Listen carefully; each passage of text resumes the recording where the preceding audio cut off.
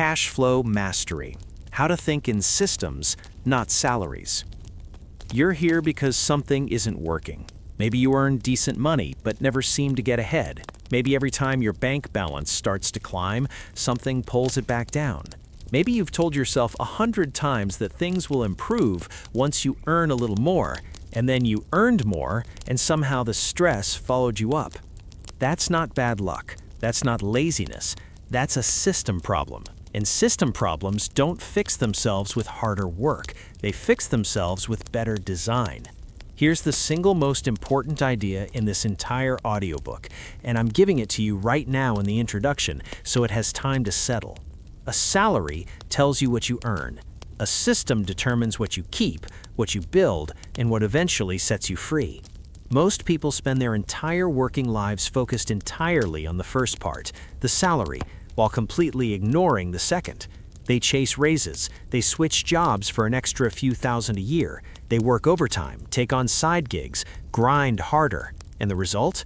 More money coming in, same stress staying put. Because the problem was never how much came in. The problem was that nothing was waiting to receive it. This is cash flow mastery, not a get-rich program, not a shortcut, a complete rewiring of how you think about money from the inside out. By the time we're done, you won't just manage money differently, you'll see it differently. And once you see it clearly, the old way of thinking becomes impossible to go back to. Let's start at the root. Chapter 1. Why the equation you were taught is incomplete.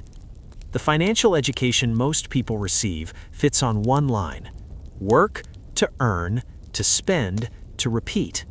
That's it. That's the whole curriculum. Work hard, get paid, cover your bills, and hope that one day a raise or a promotion tips the balance in your favor. It sounds logical. It sounds responsible. For most of human history, it was enough. But here's what that equation quietly leaves out. What happens to money after it arrives? Think about that for a moment. You probably spent years learning how to earn money. School, training, building skills, climbing career ladders. But how much time did anyone spend teaching you what to do with money once it landed in your account?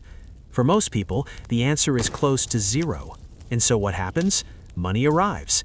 Bills get paid. Whatever is left gets spent on things that feel necessary or deserved or just quietly convenient. The account empties, the cycle resets. And at no point in this process does anyone ask the most important question: where is this money actually going, and is that where it should go? This is the gap, not between what you earn and what you need, but between what arrives and what gets directed. Undirected money doesn't build anything. It evaporates, not dramatically, quietly. A subscription here, a takeout habit there, a purchase that seemed reasonable in the moment and forgotten by the following week. This isn't about judgment, it's about physics. Money, like water, follows the path of least resistance. If you don't build channels, it spreads out and disappears into the ground. Cash flow mastery begins the moment you decide to build channels. Chapter 2. The lie that keeps educated people broke.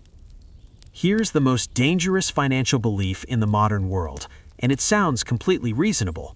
Earn more and everything gets easier.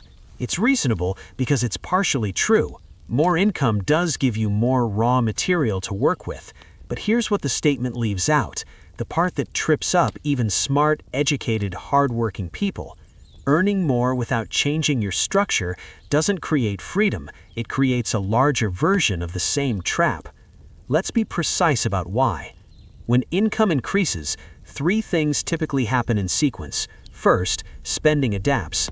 The apartment gets upgraded, the car gets replaced, the weekend habits get more expensive. Second, fixed costs lock in. What started as a lifestyle upgrade becomes a monthly obligation. Rent, payments, subscriptions that now feel non-negotiable. Third, the pressure increases, because now you need the higher income just to maintain what you've built. You didn't escape the treadmill, you upgraded to a faster one. This pattern has a name: lifestyle inflation, and it is one of the most efficient freedom killers ever invented. Not because spending money is wrong, but because unintentional spending locks you into a life that requires constant performance just to stay afloat. Here's the distinction that changes everything. Income is what you receive. Cash flow is what you control. Those are not the same. You can have high income and terrible cash flow. You could have modest income and excellent cash flow. The difference is entirely structural. It's about what happens to money after it arrives, not about how much arrives. A salary arrives in periodic bursts.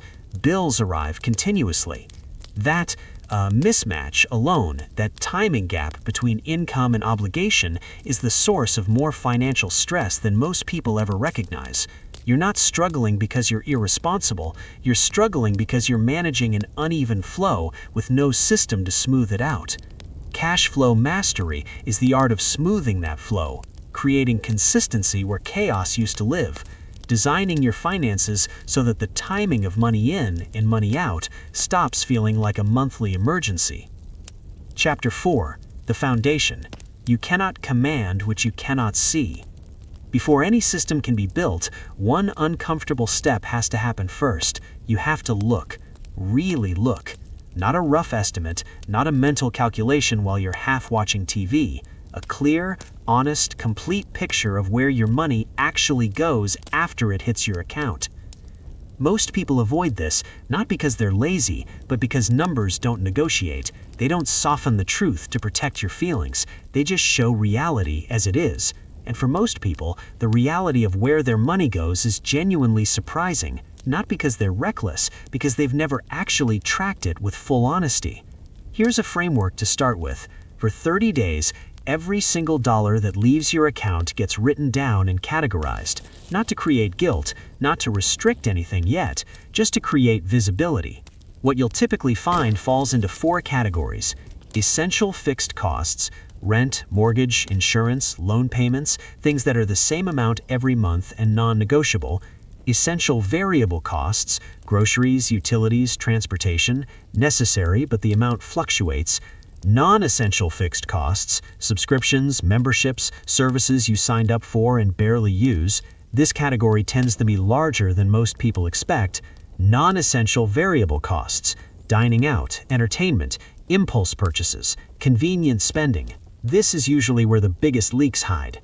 Once you can see these 4 categories clearly, once you know the actual numbers, something shifts. The anxiety that comes from not knowing begins to dissolve. Fear, it turns out, thrives on fog.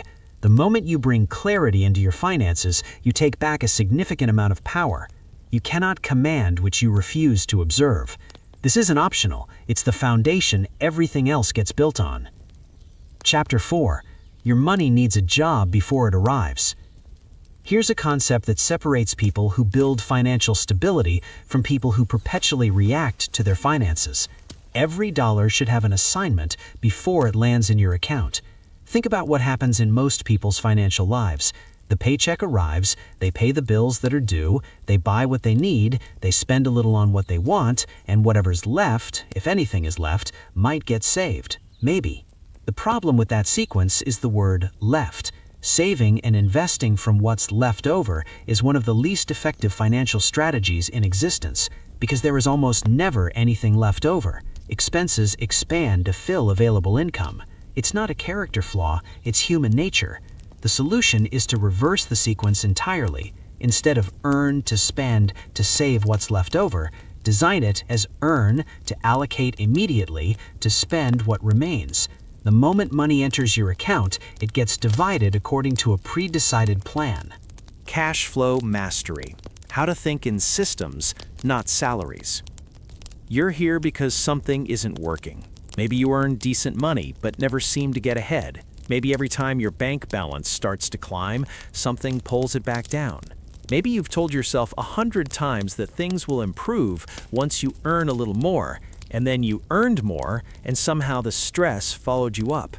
That's not bad luck. That's not laziness.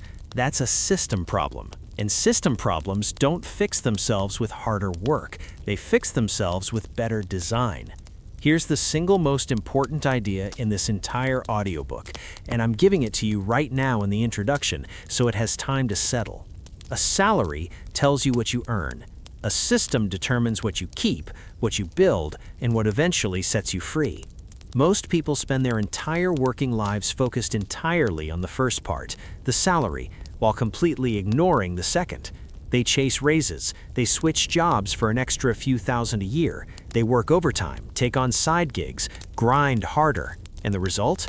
More money coming in, same stress staying put. Because the problem was never how much came in. The problem was that nothing was waiting to receive it. This is cash flow mastery. Not a get-rich program, not a shortcut, a complete rewiring of how you think about money from the inside out. By the time we're done, you won't just manage money differently, you'll see it differently. And once you see it clearly, the old way of thinking becomes impossible to go back to. Let's start at the root. Chapter 1. Why the equation you were taught is incomplete. The financial education most people receive fits on one line. Work to earn, to spend, to repeat. That's it. That's the whole curriculum. Work hard, get paid, cover your bills, and hope that one day a raise or a promotion tips the balance in your favor. It sounds logical. It sounds responsible. For most of human history, it was enough. But here's what that equation quietly leaves out. What happens to money after it arrives? Think about that for a moment. You probably spent years learning how to earn money. School, training, building skills, climbing career ladders. But how much time did anyone spend teaching you what to do with money once it landed in your account? For most people, the answer is close to zero. And so what happens? Money arrives. Bills get paid. Whatever is left gets spent on things that feel necessary or deserved or just quietly convenient. The account empties, the cycle resets. And at no point in this process does anyone ask the most important question: where is this money actually going, and is that where it should go? This is the gap, not between what you earn and what you need, but between what arrives and what gets directed. Undirected money doesn't build anything. It evaporates, not dramatically, quietly. A subscription here, a takeout habit there, a purchase that seemed reasonable in the moment and forgotten by the following week. This isn't about judgment, it's about physics. Money, like water, follows the path of least resistance. If you don't build channels, it spreads out and disappears into the ground.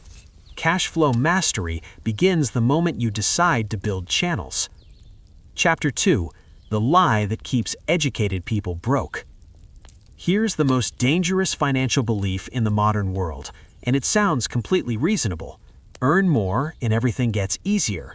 It's reasonable because it's partially true. More income does give you more raw material to work with, but here's what the statement leaves out, the part that trips up even smart, educated, hardworking people.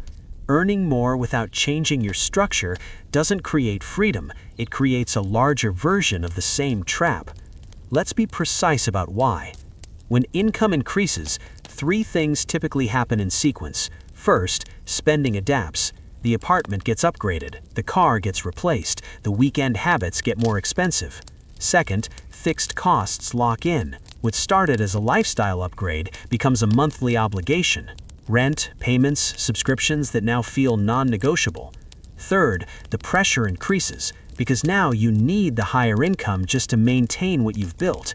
You didn't escape the treadmill, you upgraded to a faster one.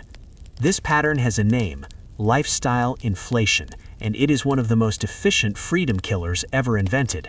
Not because spending money is wrong, but because unintentional spending locks you into a life that requires constant performance just to stay afloat.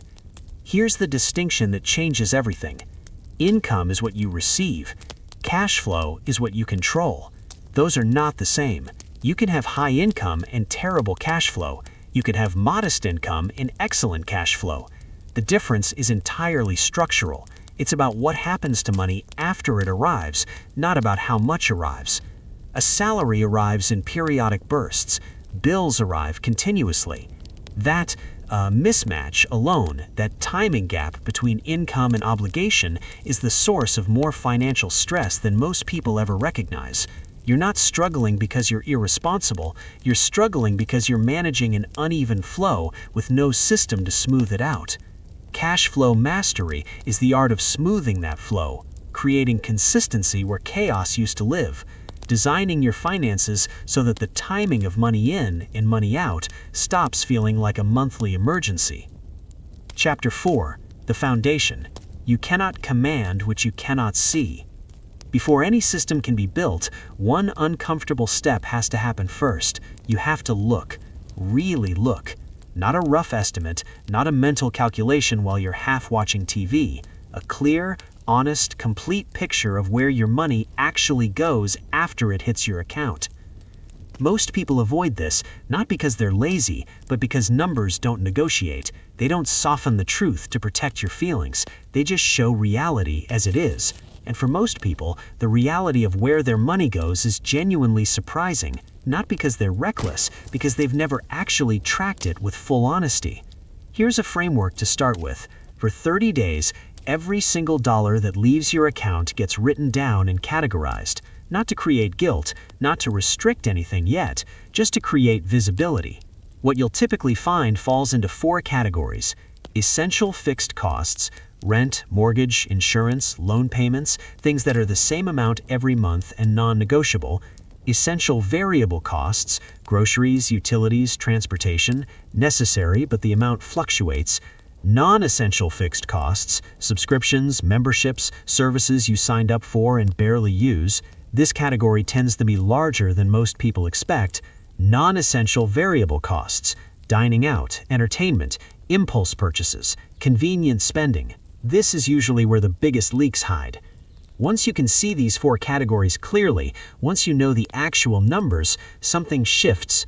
The anxiety that comes from not knowing begins to dissolve. Fear, it turns out, thrives on fog. The moment you bring clarity into your finances, you take back a significant amount of power. You cannot command what you refuse to observe. This isn't optional. It's the foundation everything else gets built on. Chapter 4. Your money needs a job before it arrives. Here's a concept that separates people who build financial stability from people who perpetually react to their finances. Every dollar should have an assignment before it lands in your account. Think about what happens in most people's financial lives. The paycheck arrives, they pay the bills that are due, they buy what they need, they spend a little on what they want, and whatever's left, if anything is left, might get saved. Maybe. The problem with that sequence is the word left. Saving and investing from what's left over is one of the least effective financial strategies in existence, because there is almost never anything left over. Expenses expand to fill available income. It's not a character flaw, it's human nature. The solution is to reverse the sequence entirely. Instead of earn to spend to save what's left over, design it as earn to allocate immediately to spend what remains. The moment money enters your account, it gets divided according to a pre-decided plan. Chapter 7. Savings is not enough. Understanding the difference between defense and offense. Most people who are serious about money eventually arrive at the same place. They start saving. And that's genuinely good. Saving is necessary. It's foundational. If you don't have a savings habit, building one is the single most important first step you can take. A savings buffer is what stands between you and a financial crisis every time an unexpected bill arrives. But here's where the conversation usually stops and where it needs to go further. Saving protects you from emergencies. Cash flow protects you from dependency. Those are 2 completely different problems, and they require 2 completely different solutions. Think of it this way. Saving is defensive. It builds a wall. It says, if something goes wrong, I have something to fall back on. That's essential. But a wall by itself doesn't move you forward. It just protects you from going backward. Cash flow is offensive. It builds an engine. It says, regardless of whether I show up to work today, money is moving in my direction. Income is arriving, returning, repeating, not because I traded more hours for it, but because I designed a system that generates it. Most financial advice stops at the wall. Cash flow mastery is about building the engine. Here's the practical distinction. Someone with strong savings might have 3 to 6 months of expenses set aside. That's real security. But the moment they stop working, illness, job loss, burnout, a life transition, the clock starts ticking. They're drawing down on a finite resource. The wall is there, but it's slowly eroding. Someone with even a modest cash flow system, a rental income stream, dividend-paying investments, a small business that runs without their daily presence, has a different relationship with that scenario entirely. The clock doesn't start, or it starts much more slowly, because money is still moving toward them even when their labor isn't.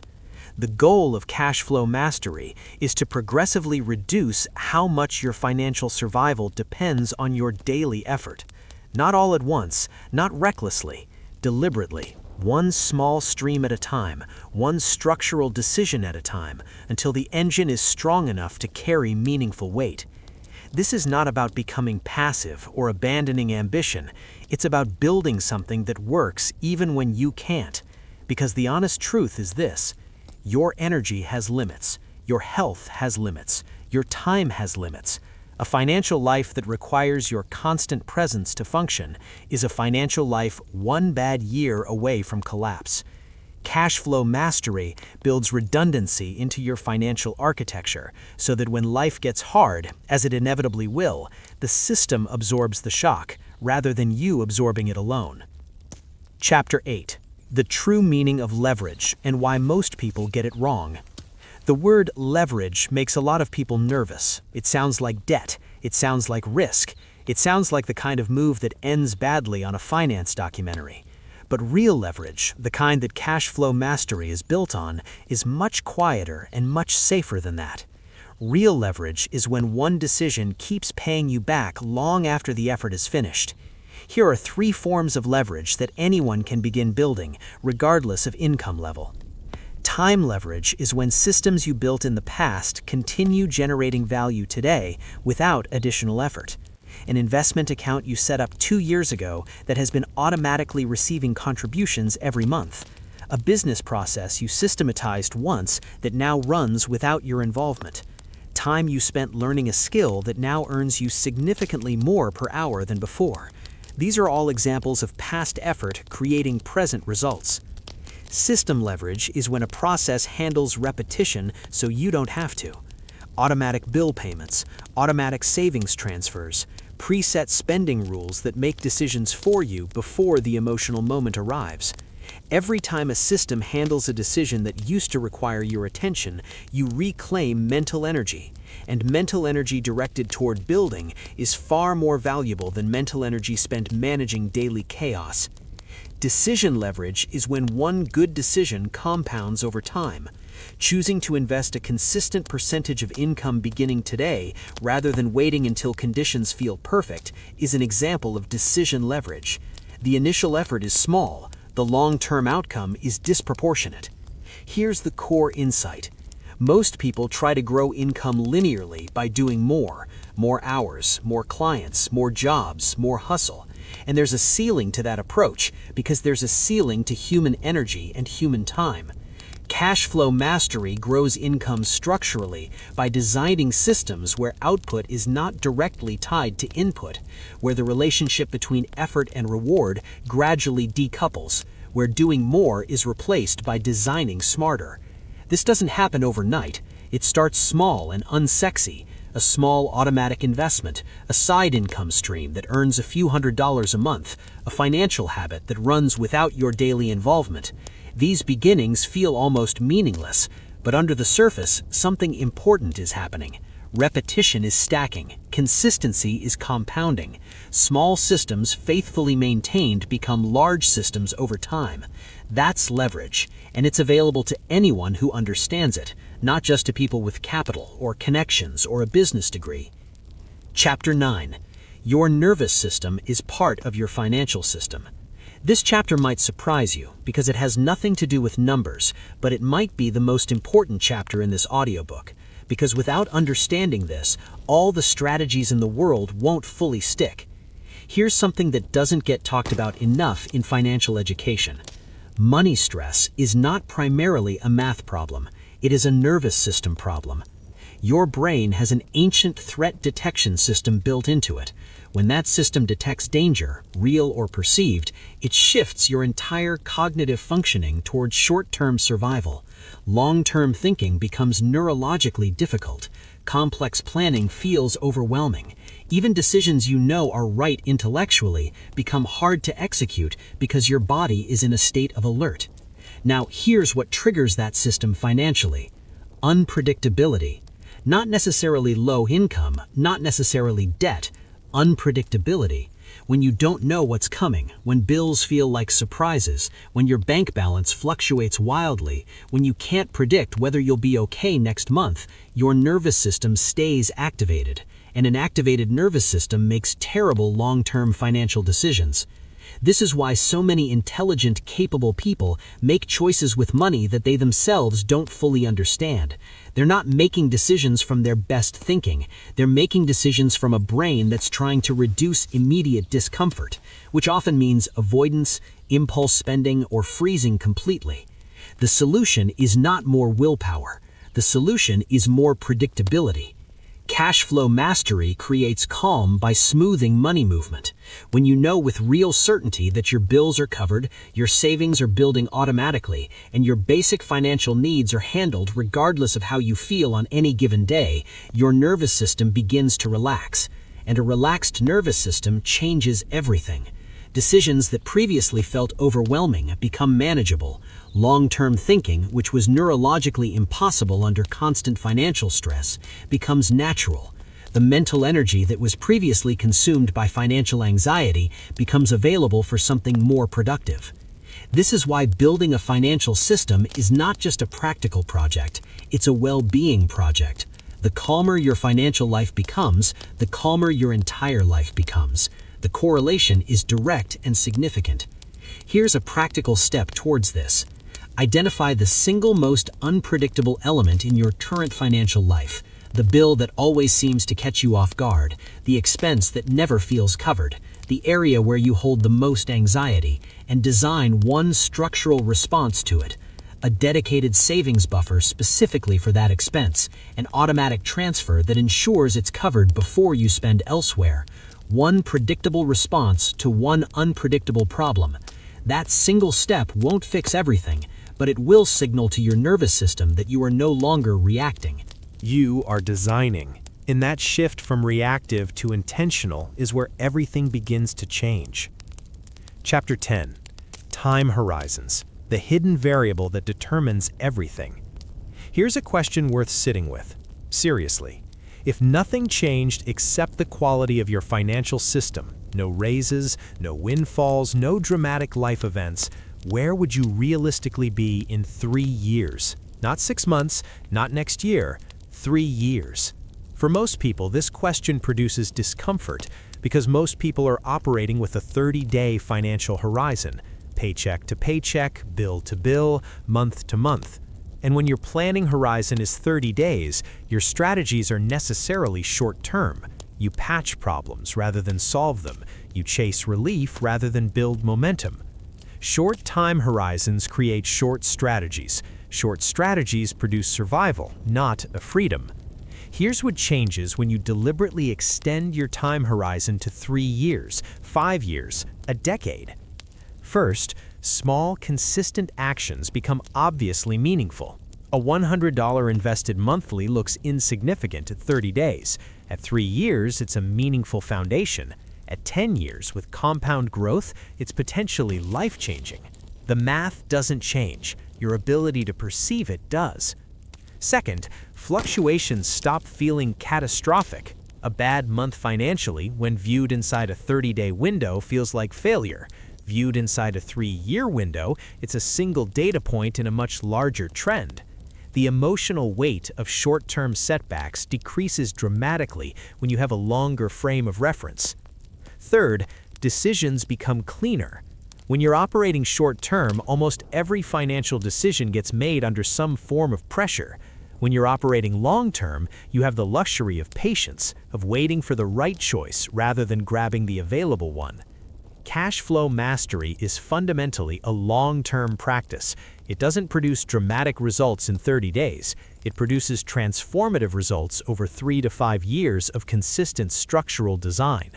The people who benefit most from it are the ones who can stay the course, not because they're especially disciplined, but because they understood from the beginning that the timeline was years, not months.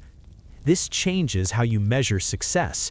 Instead of asking, "Is my financial situation dramatically better this month?" you ask, "Is my system functioning as designed? Is flow stable? Is my savings rate consistent? Are my fixed costs controlled?" If the answer to those questions is yes, then you are succeeding, even in months when the balance doesn't feel impressive. Process integrity is the metric. Results follow process, not the other way round. Chapter 11. The problem with financial distraction. Here is a pattern that quietly destroys more financial progress than almost any spending habit: constantly switching strategies. A new budgeting app every few months, a different financial approach every season, a new financial philosophy every time a compelling video appears in your feed. Always researching, always adjusting, always starting over. And as a result, nothing ever gets the time it needs to compound. This is financial distraction, and it's expensive, not in dollars, but in progress. Here's why it happens. Building a financial system is unglamorous work. The early months of consistent saving and intentional spending don't produce visible results. The numbers move slowly. The changes are incremental. And in a world designed to reward immediate gratification, slow and steady progress triggers boredom, and boredom triggers the search for something more exciting. But here's what that search actually costs you. Compounding requires stillness, not physical stillness, structural stillness. A savings account that receives consistent contributions for 5 years builds something real. A savings account that gets emptied and redirected every 8 months builds nothing. The money is the same, the behavior is different, and the outcome is completely different. Cash flow mastery demands depth over breadth. Fewer strategies, fewer accounts, fewer decisions. One clear system maintained consistently outperforms 10 clever strategies applied inconsistently every single time. This is counterintuitive in a world that celebrates complexity and innovation, but the financial systems that produce lasting freedom are almost always simple. Not because simple is unsophisticated, but because simple is sustainable. Complex systems require constant attention and expertise to maintain. Simple systems run quietly in the background, tolerating human imperfection and continuing to function even during the weeks when life pulls your attention elsewhere. Strong financial systems survive distraction. Fragile ones require your constant focus. The goal is to build the former, and building the former requires resisting the pull of the new, the exciting, and the seemingly better, instead trusting the process you've already designed. Chapter 13. What choice actually feels like. Most people think freedom means abundance, having so much that options are unlimited, a number so large that nothing is off limits. But that's not what financial freedom actually feels like for the vast majority of people who reach it. Real financial freedom feels like the ability to pause before accepting a job you don't want, to pause before making a decision under pressure, to pause before saying yes to something that doesn't align with what you actually want your life to look like. That pause, that genuine choice rather than forced compliance, requires one thing above all else: margin. Margin between your income and your obligations, margin between what comes in and what must go out, margin that gives you room to breathe, to think, to wait for the right answer rather than grabbing the available one. Cash flow mastery widens that margin deliberately, structurally, not at once, but consistently over time, creating more and more distance between your income and your obligations, until the decisions in your life stop being made from desperation and start being made from genuine preference. That shift from desperation to preference is the real definition of financial freedom. Not a number, not a net worth milestone, the quiet, grounded ability to choose. Chapter 14. The Discipline Myth. Why willpower is the wrong foundation. Let's dismantle one of the most damaging ideas in personal finance, the idea that financial success is fundamentally about discipline, that if you just had more willpower, more self-control, more ability to resist temptation, everything would fall into place, that the reason you're not where you want to be financially is a character issue, not a design issue. This belief is not only wrong, it's actively harmful, because it directs your energy towards the wrong target. Here's the truth about willpower that psychology has established clearly. Willpower is a finite resource. It depletes throughout the day. It weakens under stress. It fails consistently under emotional pressure. Every person alive, regardless of how disciplined they appear from the outside, has a threshold beyond which their self-control breaks down. If your financial system depends on willpower to function, it will fail. Not sometimes, eventually, reliably, predictably, it will fail. Because willpower always fails eventually. That's not weakness, that's biology. The solution is not to become more disciplined. The solution is to need less discipline. This is the design principle at the heart of cash flow mastery. Instead of relying on daily decisions made under varying conditions of stress, fatigue, and temptation, you make important decisions once, clearly, calmly, intentionally, and then build a system that executes those decisions automatically. Consider the difference between these two approaches to saving. Approach A, at the end of each month, you look at what's left in your account and decide how much to transfer to savings. Some months you save well, some months expenses were high or mood was low and nothing gets saved. The outcome depends entirely on circumstances and emotional state. Approach B, on the day your income arrives, an automatic transfer moves a fixed percentage to a separate savings account before you touch anything else. Every month, regardless of mood, stress level, or how the previous week went, The decision was made once, months ago, when you were calm and intentional. The system executes it without requiring your ongoing involvement. The person using approach B doesn't need more discipline than the person using approach A. They need less, because their system handles what willpower used to have to manage. Automation is not laziness. It is the respect for human reality. You will have hard weeks. You will get tired. Life will pull your attention away from your finances for months at a time. A well-designed system survives all of that. A willpower-dependent system does not. This is one of the most liberating reframes in all of personal finance. You are not trying to become a more disciplined person. You are trying to build a system that works regardless of how disciplined you feel on any given day. The system must survive you. That's the design standard. Chapter 14.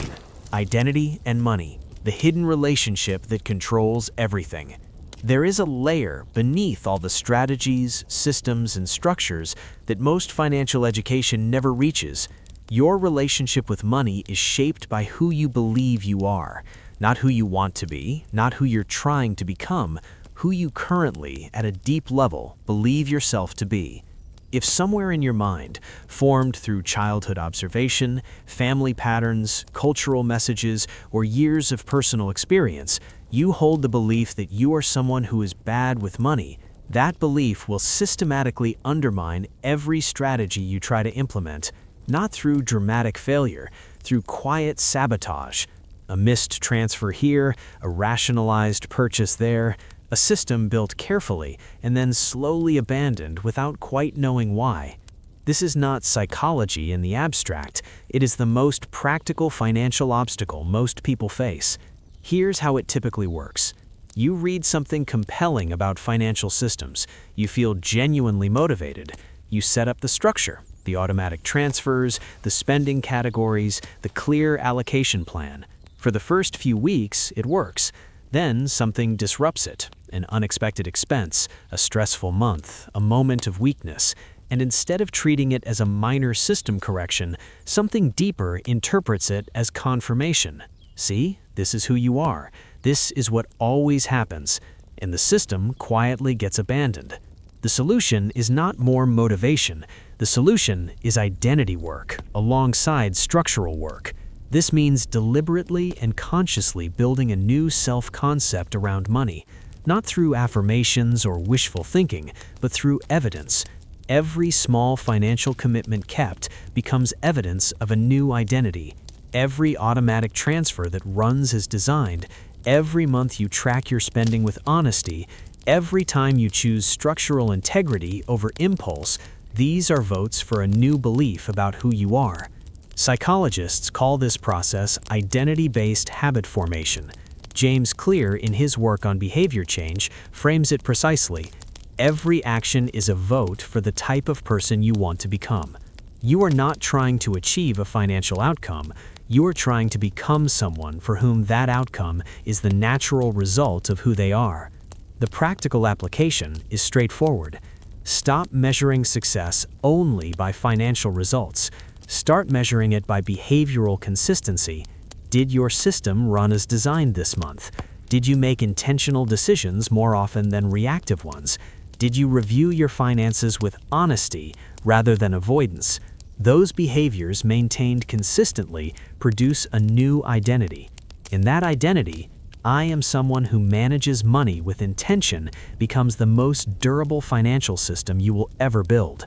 Because unlike apps or strategies or external structures, identity goes everywhere you go. It operates in every context. It makes decisions for you before the conscious mind even engages. Systems manage money. Identity protects systems. Both are necessary. Most people only work on one. Chapter 15. The Attention Economy of Personal Finance. Here is a question that rarely gets asked, but deserves serious consideration. How much of your mental energy does your financial life currently consume? Not the time you spend actively managing money, the background noise, the low-level worry that runs beneath ordinary daily activities, the half-formed anxiety about whether a payment will clear, whether the balance will hold, whether something unexpected will arrive before the next paycheck does. For people living without financial structure, that background noise is constant.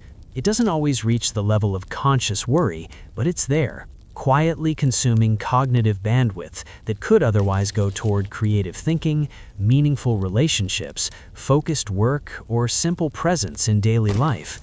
Financial stress is not just emotionally painful, it is cognitively expensive. Research from Princeton economist Sandil Mullainathan and Harvard psychologist Eldar Shafia, captured in their book Scarcity, demonstrate this clearly. Financial worry, specifically the mental load of managing tight resources, occupies significant cognitive bandwidth. Their studies found that people under financial stress performed measurably worse on cognitive tests, not because they were less intelligent, because significant mental processing power was already allocated to financial preoccupation. This has a direct implication for cash flow mastery. Building financial structure is not just about money, it is about reclaiming your mind. Every system you put in place that reduces a financial decision, automatic savings, preset spending rules, a clear monthly allocation plan, returns a portion of that cognitive bandwidth to you. Collectively, across a well-designed financial life, the mental energy reclaimed is substantial, and that reclaimed energy compounds in unexpected ways. The person who no longer spends background mental energy worrying about whether bills will clear, thinks more clearly at work, engages more fully in relationships, has more creative capacity available, makes better decisions across every domain of life, not just financial ones. Cash flow mastery is, in this sense, a cognitive investment as much as a financial one. You are not just building a better money system, you are buying back your own attention. And attention directed well is the foundation of almost every meaningful outcome in life. The practical takeaway is this: when you evaluate a financial decision or system, don't only ask whether it makes financial sense, ask whether it increases or decreases the mental load your finances place on you. A slightly less optimal strategy that requires minimal ongoing attention will almost always outperform a highly optimized strategy that demands constant management, because the simpler one preserves the cognitive resources needed to sustain it. Chapter 16. Building Buffers, the Infrastructure of Financial Calm. If there is one structural element that produces the most immediate and significant reduction in financial stress, it is this: a dedicated buffer account. Not your primary savings, not your investment fund. A separate, specific, clearly purposed account whose only job is to stand between you and chaos. Here's the problem it solves. Most financial stress doesn't come from catastrophic events, job loss, medical emergencies, major unexpected crises. Most financial stress comes from the predictably unpredictable. The car repair that wasn't budgeted for, the dental bill that arrived unexpectedly, the home appliance that failed, the irregular annual expense that somehow always catches you off guard. These events are not truly unexpected. Cars require maintenance, dental work happens, appliances break, annual expenses recur annually by definition. What makes them feel unexpected is that most financial systems are designed only for the predictable and regular, monthly bills, recurring subscriptions, fixed costs, and have no designated space for the irregular and uncertain. A buffer account is the designated space for the irregular and uncertain.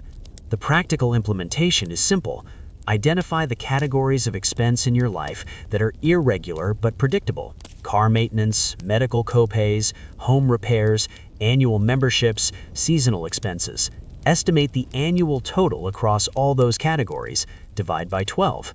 That monthly amount becomes an automatic transfer to your buffer account. When the car needs repairs, you don't react with stress, you access the buffer. When the dental bill arrives, you don't scramble, the buffer handles it. The event that used to feel like a financial emergency becomes a non-event because you anticipated it structurally. The psychological effect of this is difficult to overstate. The experience of financial life changes fundamentally when surprises stop being emergencies. Your nervous system recalibrates. The Background anxiety that accompanied every unexpected expense begins to dissolve. You develop, over time, a quiet confidence that your system can handle what life sends because you have designed it to do exactly that. Buffers are not a luxury for people who already have money. They are a foundational tool for people who are trying to build stability. Starting small, even $20 or $30 a month into a dedicated account begins the structural shift. The amount matters less than the system. The system signals to your brain, I have anticipated this, I am prepared. And preparation felt at a deep level changes how you move through financial life entirely. Chapter 17. Debt as a system problem. Rethinking what you owe. Debt is one of the most emotionally charged subjects in personal finance. It carries shame for many people. It feels like evidence of failure, of decisions made poorly, of a life that got ahead of itself. That emotional weight makes debt harder to address, not easier, because shame tends to produce avoidance rather than action. So let's remove the emotion from this for a moment and look at it structurally. Debt is a cash flow problem. Specifically, it is a commitment of future income, money you haven't earned yet that is already spoken for. Every debt payment you make is income from your future self, redirected to cover decisions made in the past. The more debt you carry, the more of your future income is already allocated before it arrives. This is why debt reduction is a fundamentally cash flow strategy, not just a moral or emotional one. Eliminating a debt payment doesn't just remove a bill, it returns a portion of your future income to your own control. Every payment eliminated is future cash flow reclaimed. The most effective structural approach to debt reduction combines two principles. First, stop the bleeding. Before aggressively paying down existing debt, ensure your system is designed to prevent new debt accumulation. This means your spending allocation must cover your genuine needs within your current income. If it doesn't, if you are regularly spending more than you earn and covering the gap with credit, debt reduction is treating a symptom while the underlying cause continues. Fix the inflow-outflow balance first. Second, create a clear elimination sequence. List every debt with its balance, interest rate, and minimum payment. Then, choose a payoff strategy and commit to it consistently. The two most widely used approaches are the avalanche method, paying minimums on all debts while directing extra payments toward the highest interest rate first, which minimizes total interest paid, and the snowball method, paying minimums on all debts while directing extra payments toward the smallest balance first, which creates faster psychological wins and builds momentum. Neither is universally superior. The best method is the one you will actually maintain. For people who need motivational momentum, the snowball often produces better real-world results, even if the math slightly favors the avalanche. A slightly suboptimal strategy executed consistently outperforms an optimal strategy abandoned. What matters most is treating debt elimination as a structural priority, an automatic, non-negotiable allocation in your monthly system, rather than something you address with whatever is left over after other spending. Debt paid from leftovers gets paid slowly, inconsistently, and with significant interest cost. Debt paid as a structural first priority gets eliminated deliberately and efficiently.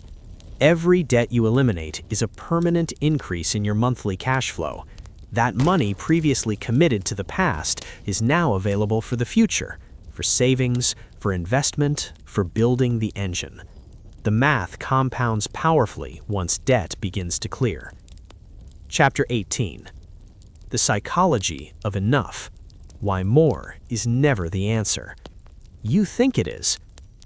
There is a question that sits at the center of almost every financial struggle, and it almost never gets asked directly. How much is enough? Not enough to survive, not enough to be comfortable. Enough. The number or the feeling at which you could genuinely say, this is sufficient. This supports the life I actually want. This is where I can stop chasing and start building. Most people never answer this question, not because they've thought about it and couldn't find the answer, but because they've never seriously asked it. The cultural default is always more. More income, more savings, more net worth, more options. More is automatically assumed to be better, and the finish line perpetually retreats as you approach it. This is not ambition. This is a treadmill, and it produces a very specific kind of exhaustion.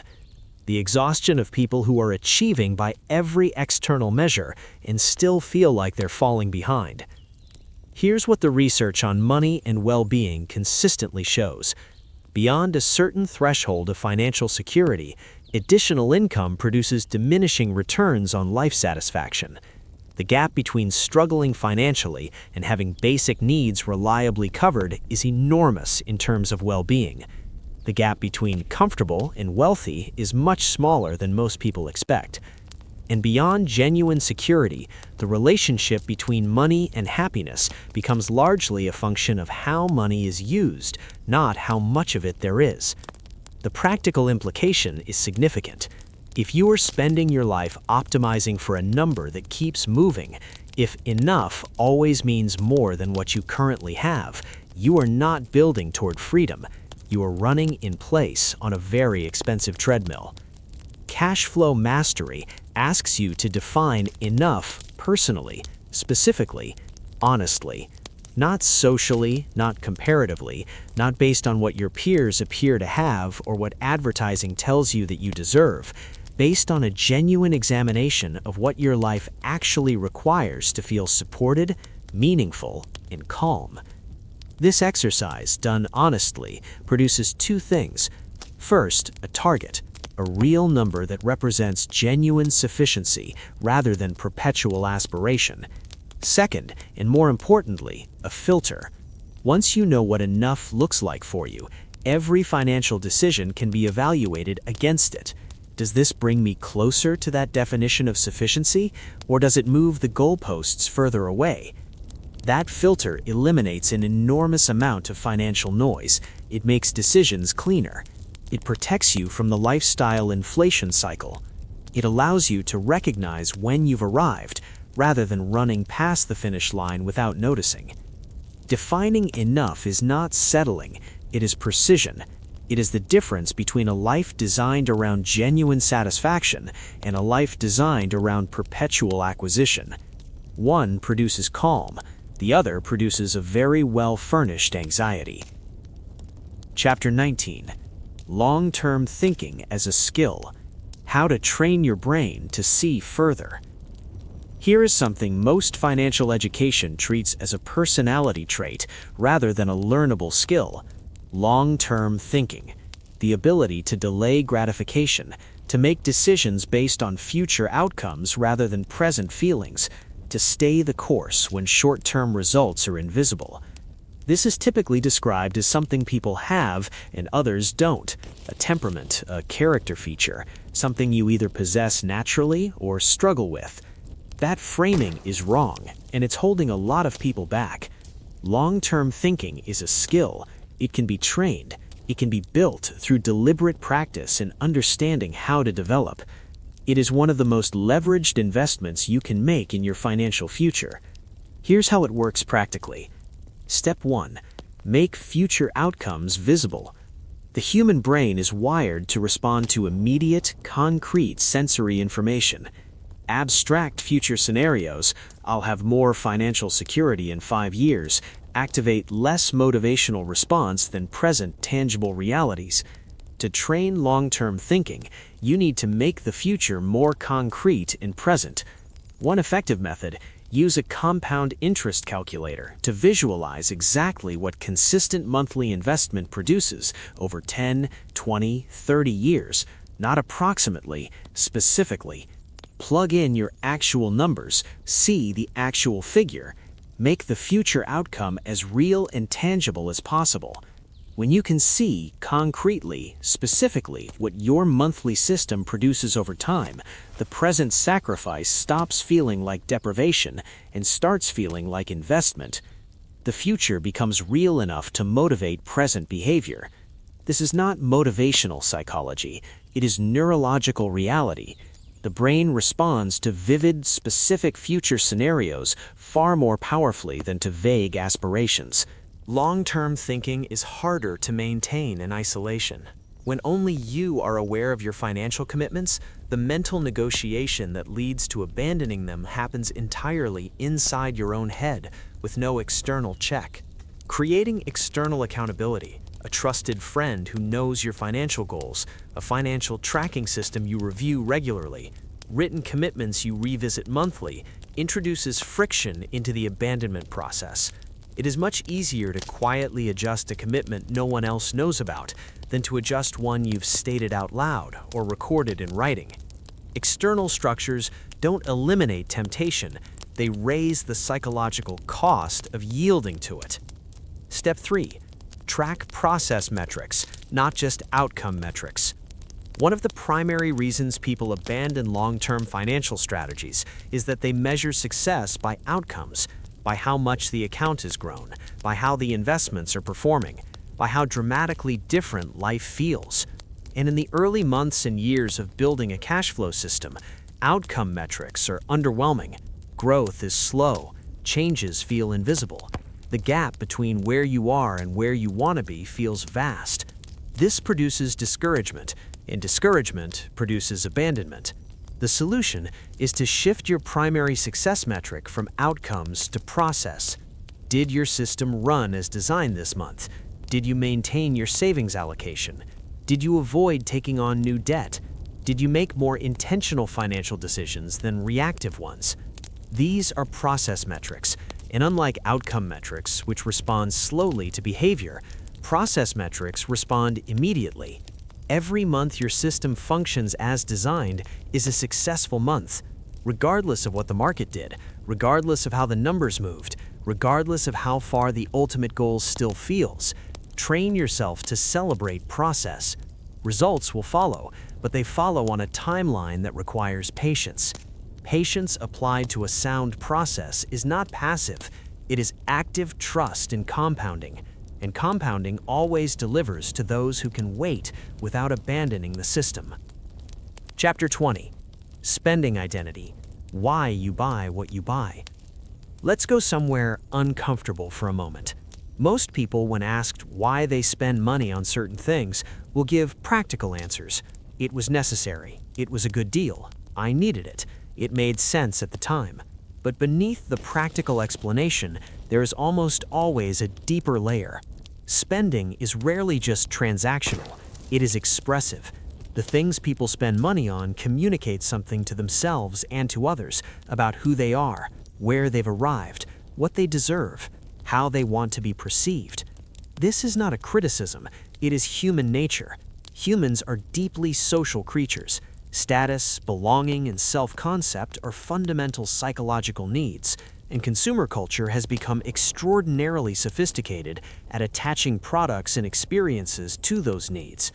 The problem is not that spending carries meaning. The problem is when that meaning-making happens unconsciously, when you are spending to manage emotions, signal status, or fill psychological gaps without recognizing that's what's happening. Because unconscious spending is spending that cannot be evaluated rationally. It bypasses your financial system entirely, and it can absorb enormous amounts of income without ever producing the satisfaction it promises. Here are the most common forms of unconscious spending and what they're actually addressing. Stress relief spending, the pattern of spending that intensifies after difficult days, difficult weeks, or difficult seasons of life. The purchase feels deserved, a reward for endurance, and in the short term, it often works. There is a genuine mood lift, but the relief is temporary, the expense is real, and the underlying stress is unchanged. Status signaling spending. Purchases made primarily to communicate arrival, success, or social standing to others or to yourself. A car that exceeds transportation needs, clothing that exceeds practical requirements, dining experiences chosen for their impressiveness rather than their enjoyment. The ROI on status signaling is almost always negative when evaluated honestly, because status is relative and therefore insatiable. There is always a higher signal available. Comfort spending.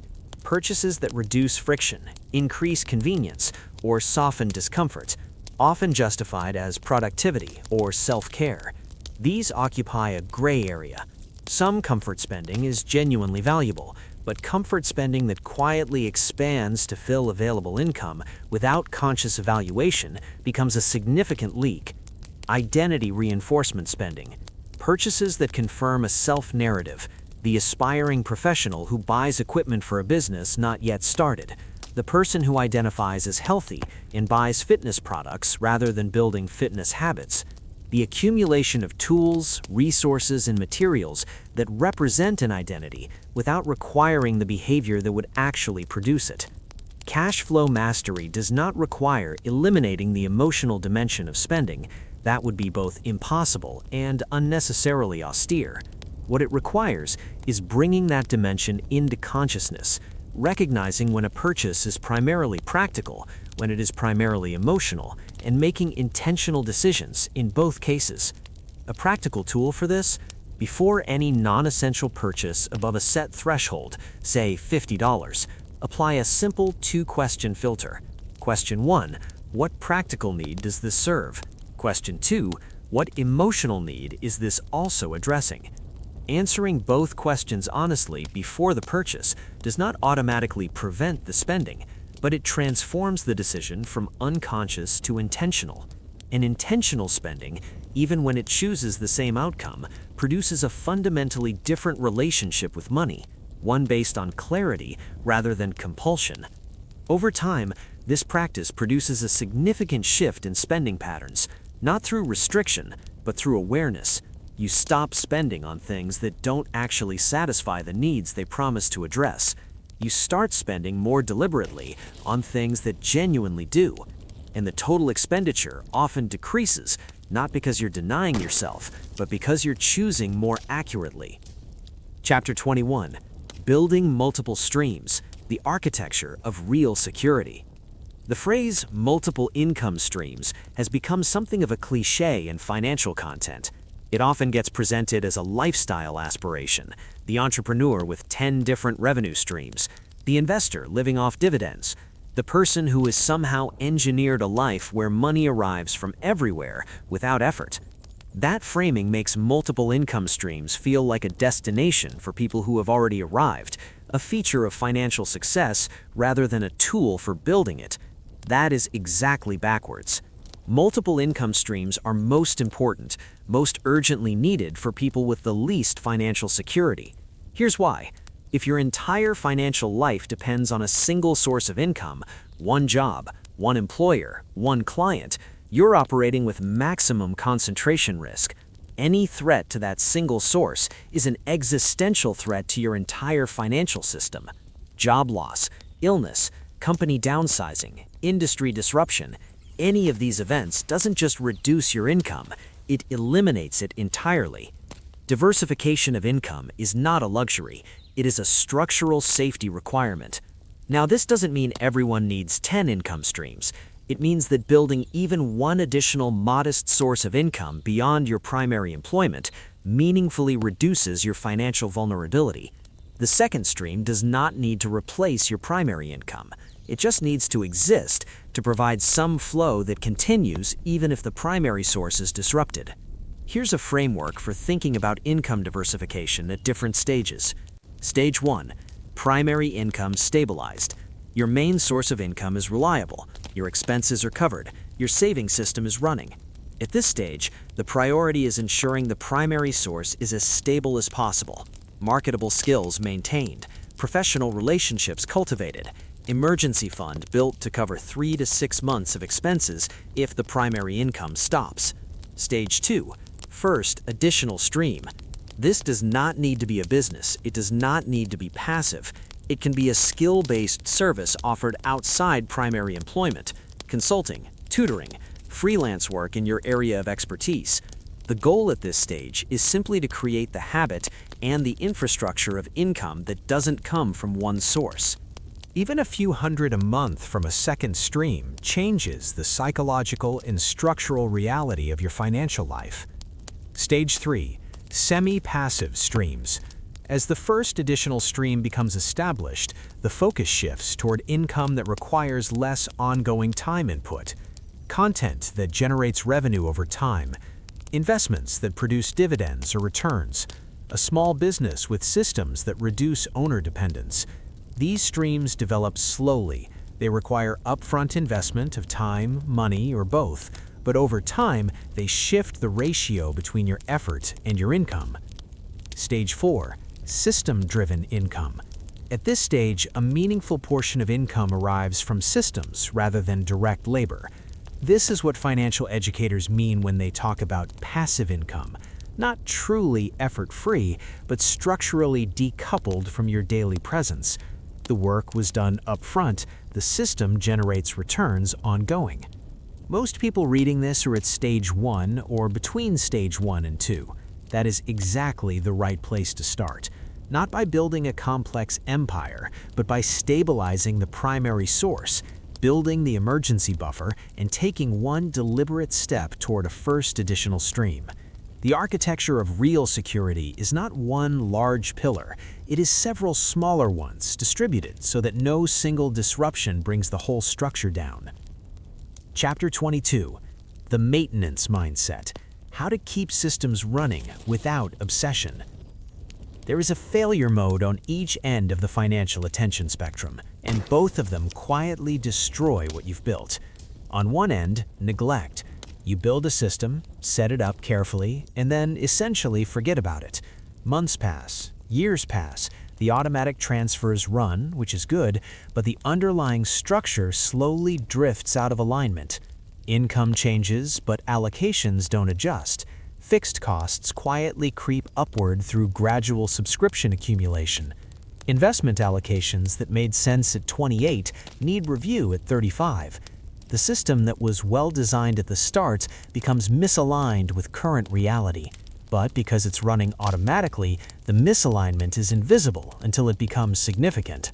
On the other end, obsession. You check your accounts daily, you analyze every transaction, you optimize and re-optimize constantly, adjusting allocation percentages, researching new strategies, restructuring accounts in pursuit of marginal improvements. This approach feels productive. It doesn't produce better outcomes. It produces anxiety, decision fatigue, and the constant unsettling sensation that you should be doing something differently. Cash flow mastery lives in the deliberate middle ground, periodic, intentional, structured review followed by confident release. Here is a practical maintenance schedule that serves most people well. Weekly, a 5-minute balance check. Not analysis, just a quick scan to ensure nothing unexpected has occurred. An unusual charge, an overdraft, a payment that didn't process correctly.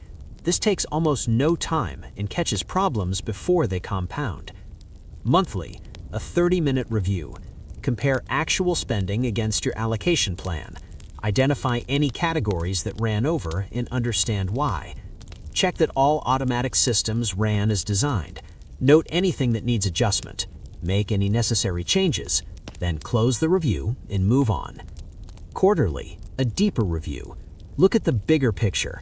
Are your savings growing at the rate your plan requires? Is your debt reduction on track?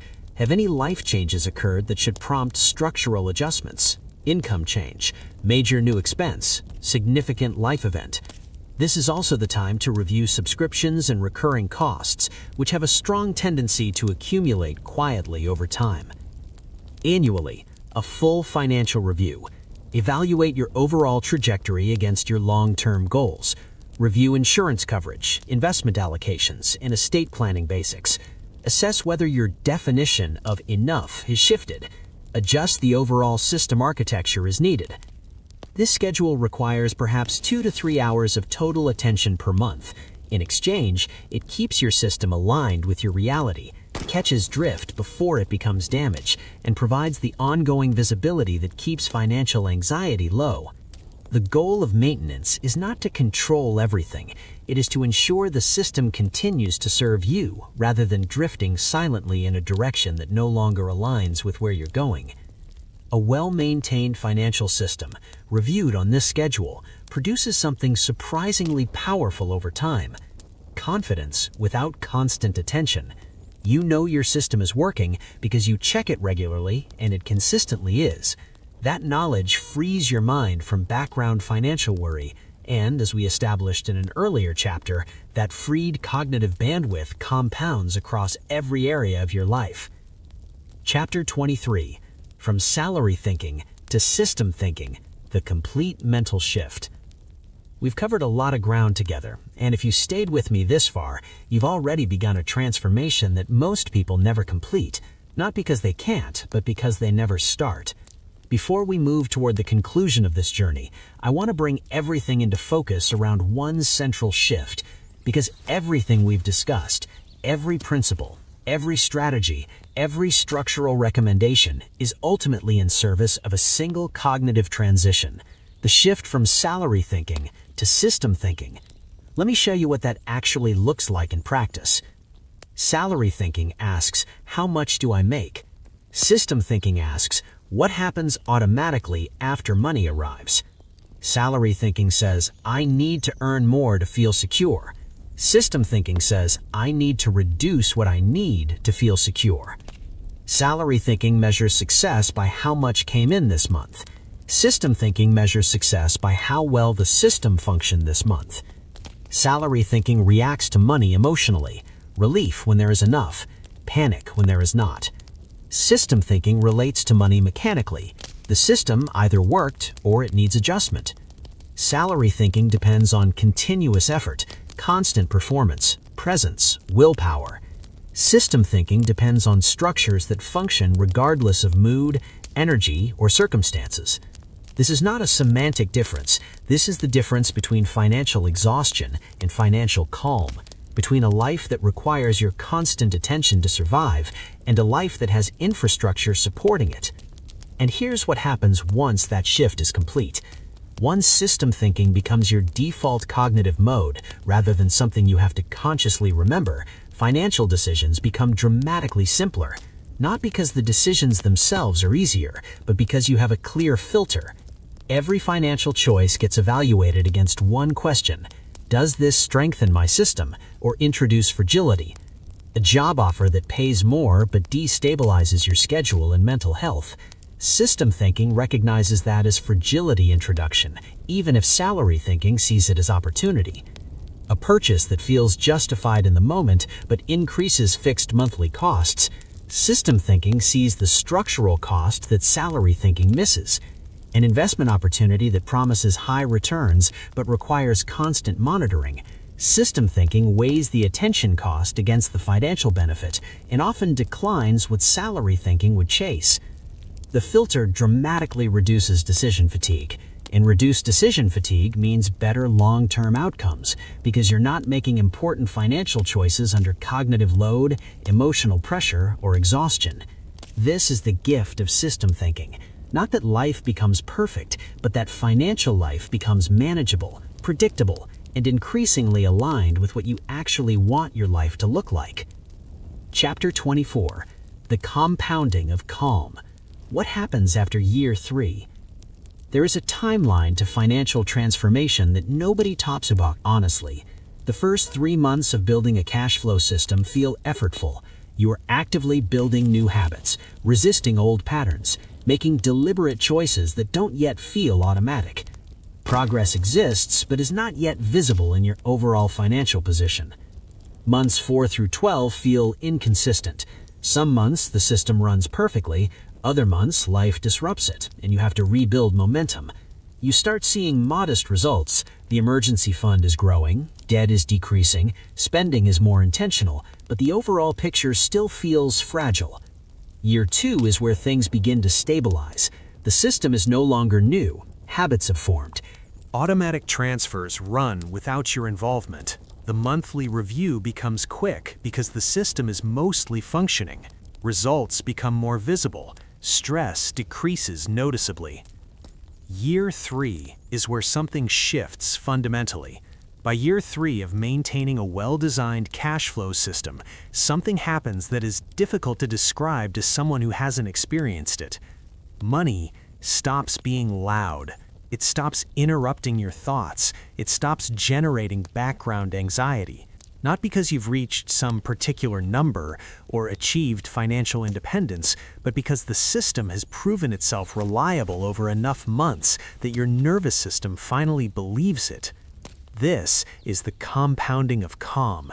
The financial benefits compound. Yes, savings grow, investments appreciate, debt decreases, but the psychological and cognitive benefits compound at least as powerfully. The mental energy that was previously consumed by financial worry becomes available for everything else.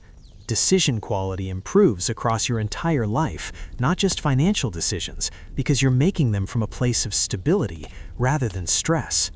Relationships improve because financial stress is one of the primary sources of interpersonal conflict, and when that stress decreases, space opens for actual connection rather than tension management. Health often improves because chronic financial stress produces measurable physiological effects, and when that stress lifts, the body can move out of prolonged defensive states. Career decisions become clearer because you're no longer making them from desperation. You can evaluate opportunities based on genuine fit rather than immediate financial need. This is what cash flow mastery actually produces. Not wealth in the traditional sense, though wealth often follows, but a life where money has moved from the center to the background, where it serves rather than dominates, where it supports the life you want rather than dictating the life you're forced to accept. And all of this comes not from dramatic intervention, not from windfalls or luck, but from 3 years of a system functioning consistently. Boring, deliberate, unsexy consistency. That's the timeline. Most people never make it to year 3 because they're measuring success by dramatic short-term results rather than by process integrity. They abandon systems that are working perfectly simply because the results don't feel impressive quickly enough. If you can make it to year 3, if you can maintain process integrity through the early months when results are invisible, through the middle period when progress is modest, through the moments when abandoning the system feels tempting, you reach a threshold where the system becomes self-reinforcing. At that point, maintaining it requires less effort than abandoning it would. The structure has become identity, and identity-level change is the only kind that lasts permanently. Chapter 25. Teaching the System. Legacy beyond money. At some point, if you successfully build a cash flow system that produces calm in your own life, someone will notice. Not because you announce it, not because you perform financial success, but because calm is visible. The absence of background financial stress changes how you move through the world. People notice, even if they can't articulate exactly what they're noticing. And when they notice, they'll ask questions. Sometimes directly, "How are you so calm about money?" Sometimes indirectly, "You always seem like you have things figured out." When that happens, you have an opportunity most people never consider. The opportunity to pass on what you've learned, not as information, but as demonstration. Here's what I mean by that. If you have children, they are learning their financial patterns from you right now, not from what you tell them, but from what they observe. They're watching how you talk about money, whether it's a source of stress or a neutral tool, whether financial decisions produce anxiety or calm deliberation, whether unexpected expenses trigger panic or get handled systematically. Those observations are forming their baseline expectations about what adult financial life looks like. If they grow up watching financial chaos, chaos will feel normal to them. If they grow up watching financial systems function reliably, that will become their normal. You don't have to explicitly teach them cash flow mastery. You just have to live it visibly. The same principle applies to partners, close friends, family members. Demonstrating a better way through your own stability, through the calm your system produces, through the choices it makes possible, is often more persuasive than any explanation could be. When people see real results, not aspirational content, but actual lived stability, they become genuinely curious about the underlying structure, and at that point, sharing what you've learned becomes natural rather than preachy. Here's what to share when someone genuinely asks. Start with the foundation, the concept that money needs direction, not just arrival. That tracking creates visibility, and visibility creates power. That systems reduce the need for discipline rather than requiring more of it. Share the practical basics: automatic allocation, the buffer account, the maintenance schedule, the distinction between income and cash flow. These are transferable regardless of someone's current income level or financial situation. But most importantly, share the timeline. Be honest that this is not a quick fix, that the first months are effortful, that visible results take time, that the real transformation happens around 2 to 3, not week 2 to week 3. That honesty, that realistic expectation setting is one of the most valuable things you can offer, because most people abandon financial systems not because the systems don't work, but because they expected faster results and interpreted slow progress as failure. If you can help one person avoid that misinterpretation, you've potentially changed their entire financial trajectory, not by giving them money, by giving them a framework that works regardless of income level. That is legacy, not inheritance, not leaving money behind, teaching a way of thinking that produces calm. And that calm, once experienced, gets passed forward naturally. Chapter 26. The Freedom Paradox. Why Structure Creates Liberation. We're near the end now, and I want to address something that might have felt contradictory as we've moved through this material. On one hand, cash flow mastery is about structure, systems, rules, discipline, design. All of these words can feel restrictive, controlling, the opposite of freedom. On the other hand, I've been claiming that these things produce freedom, real, experienced day-to-day freedom. How can both be true? This is the freedom paradox, and understanding it is essential to sustaining what you've built. Freedom is not the absence of constraints. Freedom is constraints that you've chosen intentionally. Think about it this way. A person with no financial structure, spending freely, making decisions emotionally, reacting to whatever life presents, might appear free, but they are not experiencing freedom. They are experiencing randomness, and randomness produces anxiety, not liberation. A person with a well-designed financial system, clear rules, automatic allocations, pre-decided spending boundaries, might appear constrained, but they are experiencing real freedom, the freedom that comes from knowing exactly where they stand, the freedom to make choices from clarity rather than fear, the freedom to say no to things that don't align without financial panic. The structure is not the cage. The structure is what prevents you from being controlled by circumstances, emotions, and external pressure. This is one of the deepest truths in personal development, not just in finance. The people who appear most free, who have the most options, the most calm, the most genuine choice in how they spend their time and energy, are almost always people operating within self-chosen structures. Musicians with the most creative freedom are the ones who have mastered technical structure. Athletes with the most effective movement freedom are the ones who have trained specific movement patterns thousands of times. Writers with the most expressive freedom are the ones who have internalized the structures of language so deeply that they can play with them creatively. Financial freedom follows the same pattern. The structure, the system, the rules, the boundaries doesn't limit freedom. It creates the conditions under which freedom becomes possible.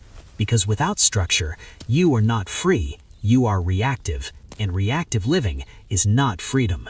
It's controlled chaos, where every circumstance dictates your response, and you never quite feel in command of your own life. Cash flow mastery offers the opposite, proactive living from a position of structural stability. You're not reacting to money, you're directing it. And that direction, sustained over time, produces a life where financial decisions stop controlling you and start serving you. That is the freedom paradox resolved. Structure chosen well and maintained consistently is the foundation of every form of genuine freedom worth having. Chapter 27. What happens when the system is solid? The second layer of growth. There comes a point in the cash flow mastery journey where the core system is solid. Savings are building automatically, debt is decreasing or eliminated, fixed costs are under control, the emergency buffer exists, monthly reviews happen consistently, the system is running. At that point, a new question naturally emerges. Now what? This is where most financial education stops, as if reaching stability is the end goal. But stability, while essential, is a foundation, not a destination. The second layer of growth is where cash flow mastery becomes genuinely powerful. Once the defensive systems are solid, once you have genuine financial stability and breathing room, you have the margin to build offensively, to deploy resources toward things that grow rather than things that simply protect. This is where it's controlled chaos, where every circumstance dictates your response, and you never quite feel in command of your own life. Cash flow mastery offers the opposite, proactive living from a position of structural stability. You're not reacting to money, you're directing it. And that direction, sustained over time, produces a life where financial decisions stop controlling you and start serving you. That is the freedom paradox resolved. Structure chosen well and maintained consistently is the foundation of every form of genuine freedom worth having. Chapter 27. What happens when the system is solid? The second layer of growth. There comes a point in the cash flow mastery journey where the core system is solid. Savings are building automatically, debt is decreasing or eliminated, fixed costs are under control, the emergency buffer exists, monthly reviews happen consistently, the system is running. At that point, a new question naturally emerges. Now what? This is where most financial education stops, as if reaching stability is the end goal. But stability, while essential, is a foundation, not a destination. The second layer of growth is where cash flow mastery becomes genuinely powerful. Once the defensive systems are solid, once you have genuine financial stability and breathing room, you have the margin to build offensively, to deploy resources toward things that grow rather than things that simply protect. This is where investment becomes possible in its truest sense. Not gambling, not speculation, not hoping, but deliberate allocation of resources toward assets that produce returns over time. The specific vehicles matter less than the principle. Once your foundation is solid, every dollar above that foundation has the opportunity to work rather than simply sit. For some people, this means traditional investments, index funds, retirement accounts, dividend-producing stocks. For others, it means business investment, building or buying a small business that generates cash flow beyond salary. For others still, it means skill development, investing in education or training that increases earning potential permanently? The right answer depends entirely on your context, your skills, your interests, and your risk tolerance. But what doesn't depend on any of those factors is the sequence. Foundation first, growth second. Never the reverse. The mistake most people make is trying to build the second layer before the first is solid, investing in opportunities while still living paycheck to paycheck, starting businesses while carrying significant high-interest debt, chasing returns while having no emergency fund. That sequence almost always fails, not because the investment or business was wrong, but because the foundation wasn't there to support it. The first disruption, the first setback, the first unexpected expense collapses the entire structure. Cash flow mastery respects sequence. Stability creates the conditions for intelligent risk-taking, and intelligent risk-taking from a position of stability is how modest financial security transforms into genuine wealth over time. But here's what's crucial. Even at this second layer, the principles remain the same. Systems over hustle, structure over motivation, long-term process over short-term results. The person who reaches financial stability through disciplined system building and then abandons those principles in pursuit of faster growth almost always regrets it. The principles that built the foundation are the same principles that sustain everything built on top of it. Chapter 28. The relationship with money you've always wanted. Let's talk about something we haven't addressed directly yet. What your relationship with money actually feels like once this transformation is complete, because that's what this entire journey has been building toward. Not a number, not a net worth milestone, a relationship. Most people live in one of two dysfunctional relationships with money. The first is avoidance.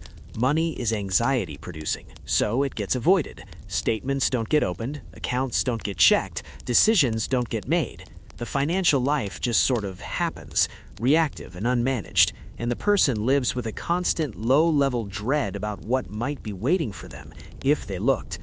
The second is obsession. Money dominates thinking. Every decision gets filtered through financial implications. Accounts get checked multiple times daily. Every expense produces guilt or second-guessing. The pursuit of financial security itself becomes a source of insecurity because the goalposts keep moving and nothing ever feels like enough. Cash flow mastery offers a third option, functional partnership. In this relationship, money is a tool, neutral, neither morally good nor bad, not a source of identity or worse, not something to fear or worship, just a tool that, when structured well, supports the life you want to live. In a functional partnership with money, you check in regularly, but not obsessively. You know where things stand without needing to monitor constantly. Decisions get made from clarity, not emotion. Financial choices produce neither guilt nor anxiety, just evaluation against your system and values. Unexpected expenses get handled systematically, rather than producing crisis. The buffer absorbs them, the system adjusts, life continues. Financial conversations with partners, family, or yourself happen calmly. Money is a practical topic, not an emotional minefield.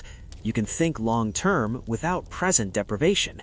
The system supports both today and tomorrow without forcing you to sacrifice one for the other.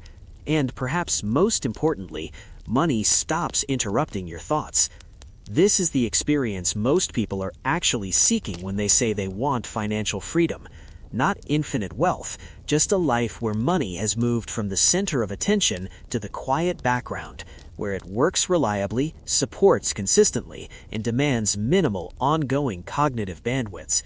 That experience is available to anyone willing to build the structure that produces it. It doesn't require exceptional income, it requires exceptional design, and design is a learnable skill. Chapter 29. The final principle. Financial mastery is life mastery. We're nearly done, and I want to end with the most important insight this entire journey has been building toward. Everything we've discussed, the systems, the structures, the mental shifts, these principles extend beyond finance. The way you handle money is the way you handle everything. If your approach to money is reactive, your approach to problems is probably reactive. If your financial life lacks structure, Other areas probably lack structure too. If you struggle with delayed gratification financially, you probably struggle with it elsewhere. And the reverse is equally true. The discipline you build managing money transfers to every other domain that requires discipline. The systems thinking you develop designing cash flow applies to designing career trajectories, relationships, health habits, creative projects, everything that benefits from intention over reaction. This is why cash flow mastery practiced seriously becomes a form of life mastery. You're not just learning to handle money better, you're learning to handle yourself better, to make decisions from clarity rather than pressure, to build structures that support long-term goals rather than just managing short-term urgencies, to trust process over feelings, to delay gratification when delay serves you, to choose with intention rather than react with impulse. These are life skills. Money is simply the domain you're training them, and once trained in one domain, they transfer. The person who has built the discipline to maintain a financial system through years of invisible progress has built the discipline to maintain anything through years of invisible progress. The mental muscle is the same, the context is different. This is why I opened this entire audiobook by telling you it wasn't about getting rich, it's about getting free. And freedom, real freedom, the experienced kind rather than the aspirational kind, comes from internal capacities, not external circumstances. Financial stability creates conditions that make freedom easier, but the capacities you develop building that stability, discipline, patience, long-term thinking, emotional regulation, structural design, those are what produce freedom that lasts, regardless of what happens externally. Money is the training ground. Life is what you're training for. And if you've stayed with me this far, if you've genuinely engaged with these ideas, rather than just passively consuming them, you've already started. The system is yours now.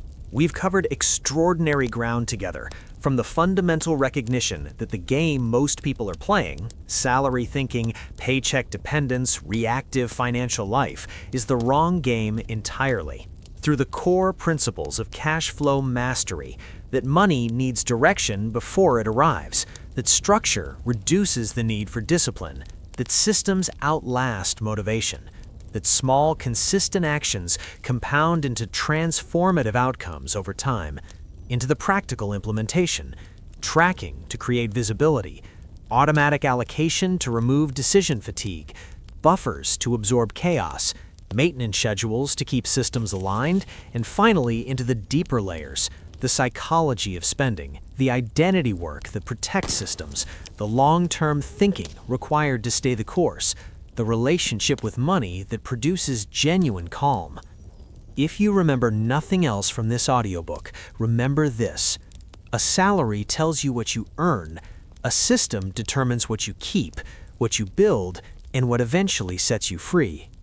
The work ahead of you is not complicated. It is simple, unsexy, consistent, boring even. But boring, maintained over years, produces extraordinary results. You will have hard weeks. You will have months where motivation disappears. You will face unexpected expenses, life disruptions, and moments where maintaining your system feels pointless because results aren't yet visible. In those moments, return to this. Trust process over feelings.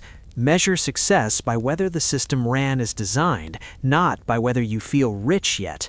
Give compounding the time it requires to work, because it will work. Not instantly, not dramatically, but reliably, progressively, cumulatively, if you don't abandon it. The system is yours now, not mine, not something external that you're trying to follow.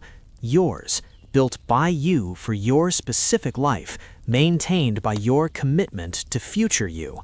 And future you, 3 years from now, 5 years from now, 10 years from now, will have one of two experiences. Either they'll be in the same place they are today, wondering why things never changed despite years of effort, or they'll be living inside the compounded results of a system that ran faithfully month after month, regardless of how they felt. That choice is made today, in tomorrow, and the day after that, not once dramatically, but repeatedly, quietly, in small decisions that either honor the system or erode it. This is the work, and it is entirely available to you.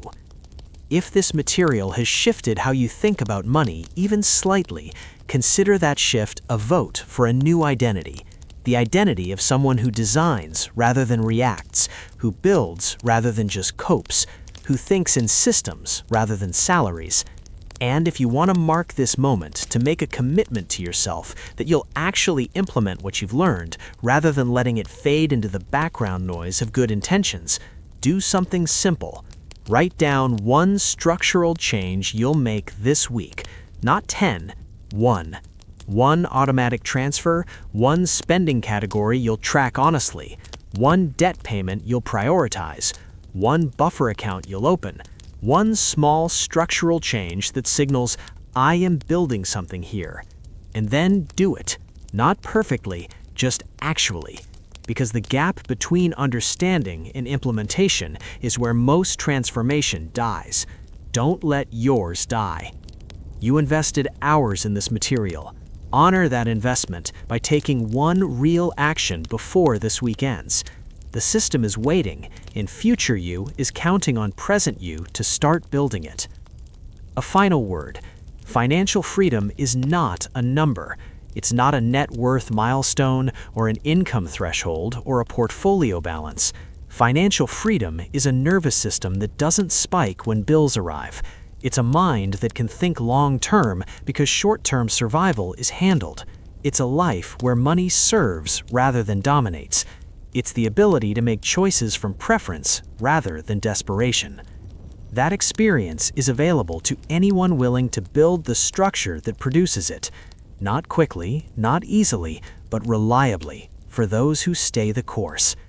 The course starts now, and the system you build in the next 3 years will determine the experience of every year that follows. Make it count. Thank you so much, friend, for listening.